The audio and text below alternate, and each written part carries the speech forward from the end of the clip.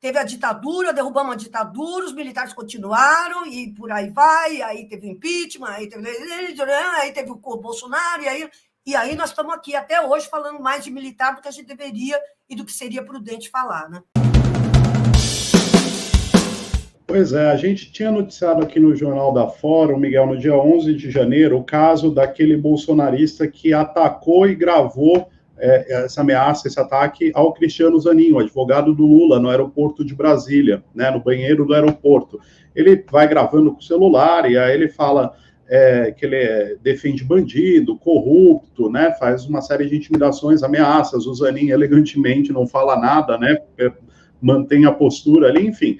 Ele criou provas contra ele mesmo, né? Porque ele gravou a ameaça e ele foi identificado. O nome dele é Luiz Carlos Baceto Júnior e hoje ele foi indiciado pela Polícia Civil do Distrito Federal pelos crimes de ameaça, injúria e incitação. O termo circunstanciado foi apresentado hoje no 2º Juízo Especial Criminal de Brasília, né? E agora ele vai responder criminalmente por esses crimes. Né? A investigação foi solicitada pelo próprio Zanin no dia que ele foi atacado, né? E rapidamente as autoridades identificaram o sujeito e agora ele foi finalmente indiciado e vai responder criminalmente por essa intimidação e por essa ameaça. Detalhe, isso foi feito no dia 11 de janeiro, ou seja, 3 dias depois, né, dos ataques golpistas em Brasília, e justamente no aeroporto de Brasília. Então, quando o assunto estava mais do que à tona, né, já com este clima. Enfim, acabou produzindo provas contra si mesmo e agora tá aí, vai responder criminalmente. Laura, o que você tem a dizer sobre esse caso aí? Não, eu acho muito, muito impressionante, todo mundo está falando sobre isso, a quantidade de provas que eles produziram é contra si mesmos, né? Isso só denota a segurança que eles tinham de que tudo ia acabar muito bem para eles, né? Quer dizer, que ia dar tudo certo e que eles tinham certeza que aquelas cenas passariam para a história, eles como heróis da história, né? Eles como os caras que garantiram a democracia.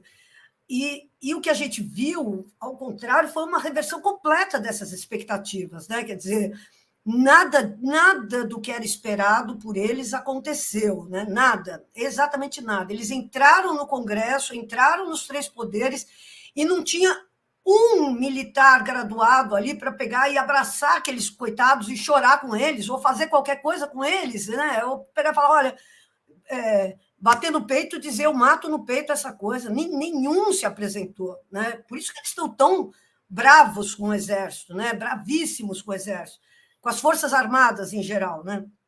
Eles tinham certeza de que ia dar tudo super certo. Eu acho, a meu ver, eu acho que deu tudo muito errado, porque é aquilo, né? Quer dizer, nunca tivemos uma... Olha, eu acho que,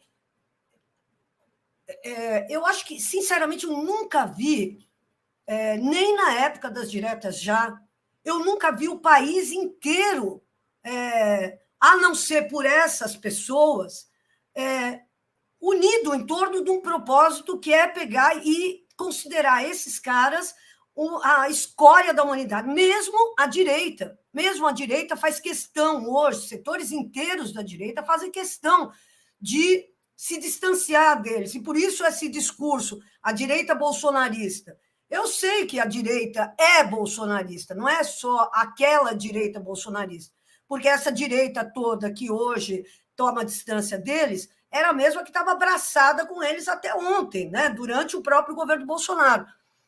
Mas hoje todos esses caras têm que se afastar disso, tomar distância disso, deixando esses doidos com essa pecha, né? De doidos, fanáticos, fundamentalistas, estúpidos, burros, idiotas. E a renca de xingamentos contra eles não para, né? Quer dizer, então, eu nunca vi isso. E olha, eu tenho muitos anos de vida, nunca vi isso. Eu acho, e aí você pega, né?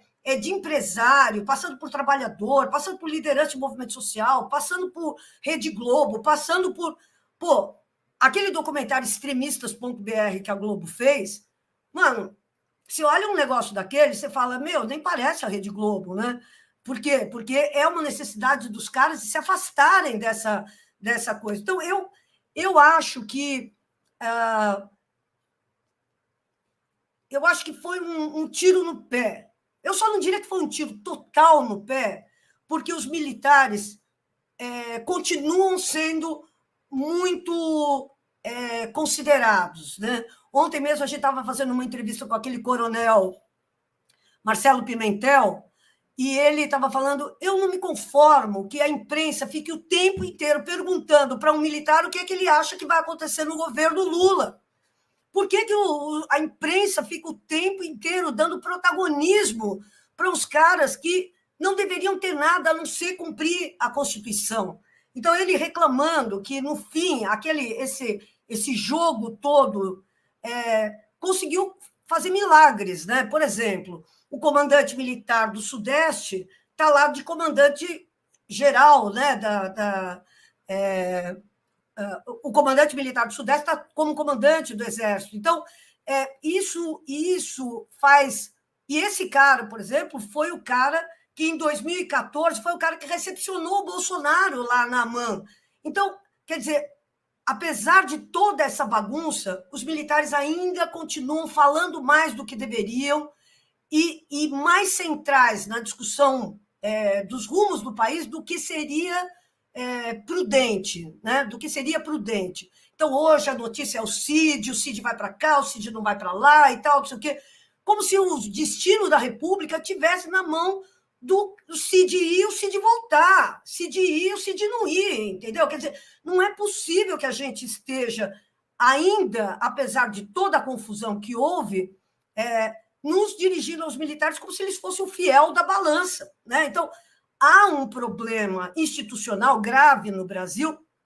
Agora, que houve uma derrota, a meu ver, muito séria dessa intentona e que reverbera por todos esses setores e que a gente tem que tirar as lições disso, eu não tenho dúvida que houve uma derrota, mas que a gente tem que pegar e aproveitar isso para pegar e falar, bom, mas qual é o papel dos militares? Eles não têm que falar. Né? Esse comandante militar do Sudeste, que pega um dia antes da indicação dele, faz um discurso, foi sem querer querendo? Não, gente, não foi sem querer querendo. Ele falou porque já estava combinado que seria ele o indicado, certo? Então, esse protagonismo tem que cessar. A gente tem que tirar todas as consequências. Foram os quartéis que alimentaram esses insurgentes. Foram os quartéis que permitiram que esses caras acampassem, conspirassem, planejassem, fizessem os atentados, tudo a partir deles. Nós temos que tirar as lições. O Exército não pode ter, as Forças Armadas em geral, não podem ter o protagonismo que estão tendo. E isso não é um problema dos doidos, é um problema do alto comando, não é um problema dos doidos. Os doidinhos podem ser presos, prende lá 2.000, põe 3.000 na cadeia. E o que vai acontecer com os comandantes? Os comandantes que deixaram esses caras acamparem e conspirarem na frente dos quartéis, que é um território sob a guarda dos quartéis. O que vai acontecer com eles? Eu bato uma aposta com vocês, não vai acontecer nada. Nada. Nada. Tanto é que o comandante militar do Sudeste já foi promovido. Então, eu acho que é esse o problema, é a gente não tirar as lições devidas desse processo todo. Isso não foi ação de doidos. Não foi. Não foi. Isso foi... fermentou na frente dos quartéis. Isso deixou aqueles caras com a certeza de que eles iam fazer uma bagunça e ia ter lá nos palácios, ia ter um grande general para recepcioná-los.